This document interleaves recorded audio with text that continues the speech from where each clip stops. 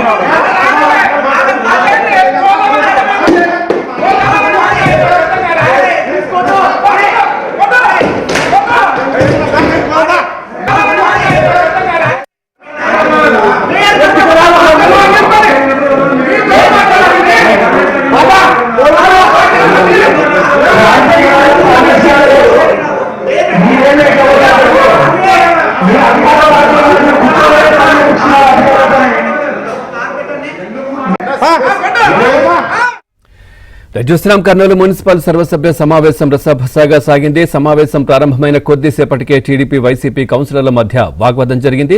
Overall గా అంశానికి సంబంధించి మరింత సమాచారాన్ని మా కరెస్పాండెంట్ సుంకన్న అందిస్తారు. సుంకన్న, అప్డేట్స్ ఏంటి దీనికి సంబంధించి ఎట్లా ఉంది ఇప్పుడు? పవన్, మున్సిపల్ సమావేశం వాడి వేడిగా సాగుతుంది. ఈ మినిట్స్ బుక్ విషయంలో 10వ వార్డు కౌన్సిలర్ యూసుఫ్ బాషా కూడా ఏదైతే సమావేశం మొదలైన కాసేపటికి కూడా ఈ అంశం పైన కూడా లేవనెత్తడం జరిగింది.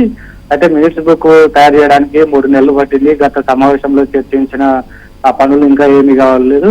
కాబట్టి ఇప్పటికైనా చేస్తారా లేదా, మినిట్స్ బుక్ లో మీరు ఏం పొందుపరిచారు, అందులోని విషయాలు తెలియజేయాలని కూడా ఈ 10వ కార్పొరేటర్ వైసీపీకి సంబంధించిన మరొక కార్పొరేటర్ కూడా ఇద్దరు ఏదైతే మేయర్ ను కూడా ఏదైతే అడగడం జరిగింది. ఈ క్రమంలోనే టీడీపీ 8వ వార్డు కార్పొరేటర్ పరమేష్ కూడా జోక్యం చేసుకొని మా వార్డులో కూడా సమస్యలు బాగా ఉన్నాయి, గత 5 ఏళ్లలో మా వార్డులో నెలకొన్న సమస్యలు మీరు ఎలాగూ వాటిని కంప్లీట్ చేయలేదు. ఇప్పుడు కనీసం మా గవర్నమెంట్ లో కూడా ఈ పనులు చేయకపోతే ఎట్లా మేము ప్రజలకు ఏం సమాధానం చెప్పుకోవాలని కూడా ఏదైతే మేయర్ కు విన్నపించుకున్నటువంటి క్రమంలోనే ఏదైతే ఇద్దరి మధ్యన కూడా కొద్దిగా వాగ్వాదం జరిగింది. వాగ్వాదం కూడా బాగా ఉద్రిక్త పరిస్థితులకు దారి తీసినటువంటి నేపథ్యంలో 10వ వార్డు కార్పొరేటర్ యూసుఫ్ బాషా కూడా ఆగ్రహం వ్యక్తం చేస్తూ అక్కడ అంతా కూడా ఒక భయానక వాతావరణం సృష్టిస్తున్నటువంటి క్రమంలోనే చైర్ ను తీసుకొని ఆ నేలకు కూడా కొట్టడం జరిగింది. అక్కడ అంత సమావేశంలో ఉన్నటువంటి సభ్యులందరూ కూడా ఒక్కసారిగా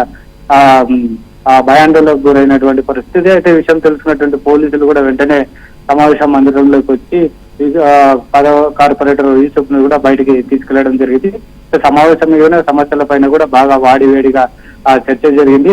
ఏదైనా సమస్య ఉంటే చెప్పుకోవాలా అని ఈ విధంగా గొడవలకు దిగడం, సమావేశ మందిరంలో ఉన్నటువంటి కుర్చీలను వస్తువులను ఇలా చేయడం మంచి పద్ధతి కాదని కూడా మేయర్ బివై రామయ్య ఆగ్రహం వ్యక్తం చేసినారు. మరోవైపు సమస్యల ఎజెండాలో అన్ని కూడా పొందుపరుస్తాము, వాటిని అంతా కూడా తెలియజేస్తాము, ఒక్కొక్కరికి అవకాశం ఇస్తారు, అంతవరకు కూడా అందరూ ఓపికగా ఉండాలని కూడా మేయర్ చెప్పినటువంటి క్రమంలోనే ఈ ఘటన జరగడంతో ఇది బాగా కర్నూలు జిల్లా రాజకీయాల్లో కూడా బాగా చర్చనీయాంశమైంది.